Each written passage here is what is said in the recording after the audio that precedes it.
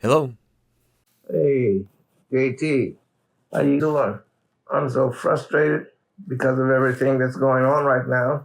My family's telling me to come on back to Jehovah. I don't know what to do. What do you think I should do, man? I'm so scared right now. So much anxiety. I mean, all this crazy stuff happening in the world today. Where is this world headed to? Bruh, what is going on, man? The world seems like it's coming to an end. It's like Revelations is happening. I'm so confused. It's troubling. When you get a chance, let's talk. You're listening to The Critical Thought, where we challenge our listeners to use critical thinking when examining the teachings of Jehovah's Witnesses. I mean, we talked to so many people in the last month. I mean, this is probably one of the busiest months we've had because so many people have been calling us, emailing us, trying to reach us. We have been talking to people just literally all around the world. I mean, I tell you, internet phone is a wonderful thing. But it's sad. They have family members who are calling them up. You need to come back to Jehovah. I never left Jehovah. I left Watchtower Bible Tract Society Corporation. I don't move their books no more. And do a God. And so it's very, very sad. And these are the same people who have shunned them for years, won't talk to them. Why would you want to go back to the group of people who treat you like dirt? I mean, that makes no sense. And so one guy told me, if I got to live with y'all in the new system, I don't want to be there. So, I mean, it's very, very sad. And so watching our family members who are still in just shudder in fear. You're going to die. You're going to die. I mean, I remember when we left the organization 20-some years ago. Folks called our house and left messages on our answer machine. Y'all gonna die at Armageddon. I'm like, oh Lord, please. I feel so sorry for you. And right now, sad to say, some of those same people who called us, they are catching it right now. And it's real sad. I mean, good people, they meant well. They was just doing what they was told like all of us do. But they catching it right now. I mean, they catching it. I mean, that monkey is on their back right now. And it's very unfortunate. So, we're living in a very interesting time, something we've never experienced. But that's the story of humanity. Everybody who went through any period of time, they went through something they never went through before. There was folks who went through World War II. And you could just go back on, just get onto the timeline of history, and you can go around back through every type of plague you can think of. And so this will pass. I mean, it's just sad to think that there are witnesses who, I mean, when I was in the organization, if anything like this would flare up, your ears pick up, just like a Doberman picture. Something's going on. And you would just be hanging on to every thread. Many of you remember, back in the 80s, true peace and security. If a Jehovah's Witness heard anybody use the word true peace and security, all of a sudden it goes on. And it's kind of ironic because the Watchtower has given all these different interpretations of how stuff going to happen. See, we got to get true peace and security before Armageddon comes. So the witness shouldn't even be worried about Armageddon is coming right now. Because we got to get the true peace and security first. Everybody's supposed to be happy. All the nations are having a good time. And witnesses like, it's going to end right now. No. You said that we will get true peace and security first. That's what you said, according to your teachings. And then you got the Gog of Magog. And the Watchtower just got this whole plethora of things that have to take place. And then we'll be cleaning the earth of all wickedness. And after a while, when you're growing up in that stuff, you realize y'all guys just know what y'all talking about. Now, witnesses got a lot of things right. I give people credit. I tell people all the time, witnesses taught me a lot of stuff. Don't cheat, don't steal, pay your taxes on time. So, yes, they taught me stuff that was good. But they also taught us stuff that was absolutely asinine. Stuff that was goofy and had nothing to do with the Bible.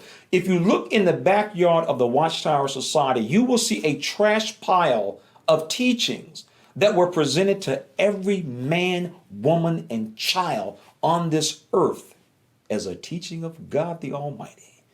Those churches who are not teaching this, you are not teaching the truth. That's what they said. We didn't say it, they did. And now those same teachings are sitting in the back of the Watchtower Society on the trash pile.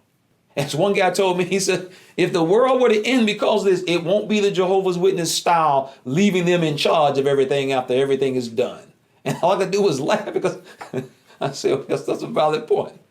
But it's interesting Many people are hunkered down in their homes still. Lady C and I, we're still here in the house. We're fortunate enough to work in a type of industry where we can work remotely, and we're very thankful for that. And but for those of you who are out there, take care of yourselves, take care of your families, take care of your mental health. Do not allow yourself to fall back into the fog, please. Because once again, you will be starting the clock all over, trying to get yourself together, get your life together, and move on.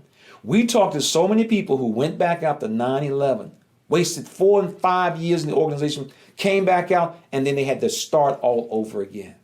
Don't let that be you. Don't let that be you. Recognize this religion for what it is.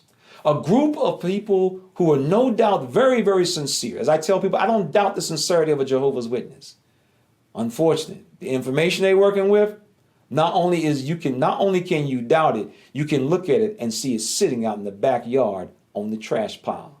Information that they told me, you, and every human on earth. We got this from God. That's why you have to live by it. That's why you have to accept it as the truth. Only for years to pass by and say, well, my bad. I'm sorry. You can't do that. Critical thinking is something that as Jehovah's Witnesses, we were discouraged from doing.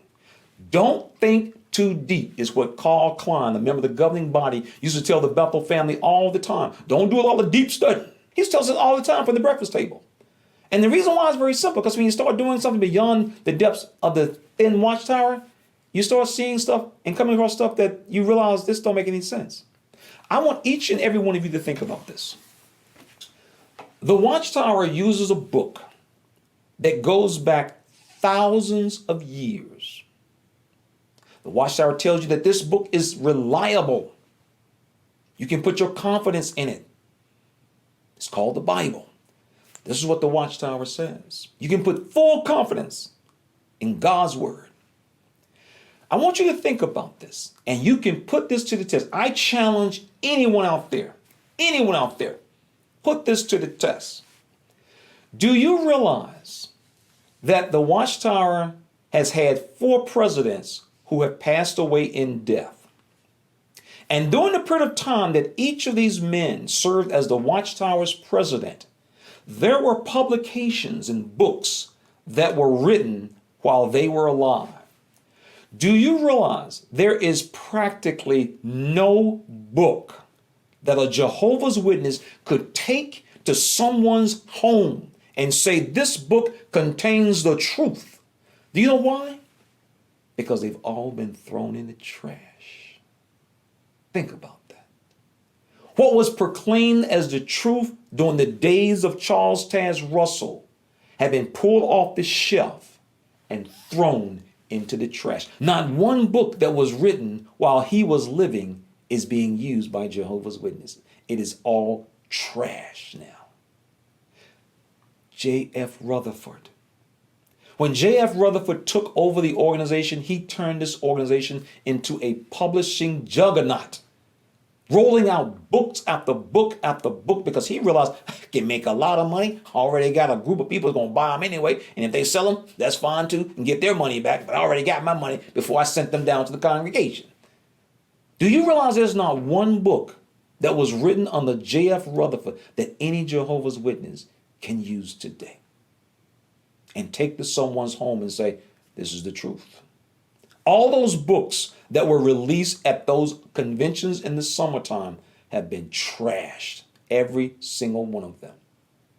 Nathan Noah, you are going to look around and see how many books do Jehovah's Witnesses still use today in knocking on people's doors and saying, this contains the truth. The same with Fred Franz. Practically all the books that this man was responsible for, all that goofy stuff, all those revisions in the Revelation book that had to be redone and basically put into the trash pile. It is amazing when you look at how many books the society has basically put into the trash heap because they have no value. How do you teach people for 150 years that something is the truth, and today you cannot teach them that this book contains the truth. How does that work? Especially when you claim you got it from God himself. And this is what the type of organization that we were a part of. It is the coolest thing in the world. The Watchtower's publications are like milk. They have an expiration date. Truth has no expiration date. If something is true today, it's true tomorrow. That's the way it works. But we were conditioned to expect our truths to change. Rarely will you ever hear a Jehovah's Witness talk about how our teachings are solid as a rock. Well, we change our teachings. Well, you change your teachings because they're wrong. But when you presented them as truths of God. The Watchtower has never said the following information is the best understanding of the Watchtower writers and you can take it or leave it. They don't do that. If the Watchtower writers put something in that magazine you're going to study on Sunday, and you go up after that meeting and you ask the brother, I don't think about this is right, you're going to have problems on your hands. If a person on the job tells a Jehovah's Witness, I disagree with what you have in that pamphlet there, the witness is not going to go along with that. He knows better. So this is where we are as we watch this organization once again deal with a very tragic world event, how they play it, how they milk it for all it's worth. And I'm going to tell you, it is such a relief not to have to live in the type of fear that we lived in. So when people call and say, should I go back to the Kingdom Hall? We tell them, take the time, ask the critical thinking questions, and you'll know what you need to do. This has been JT. Take care of yourself and your family. Be safe. This program was sponsored by Critical Thinkers.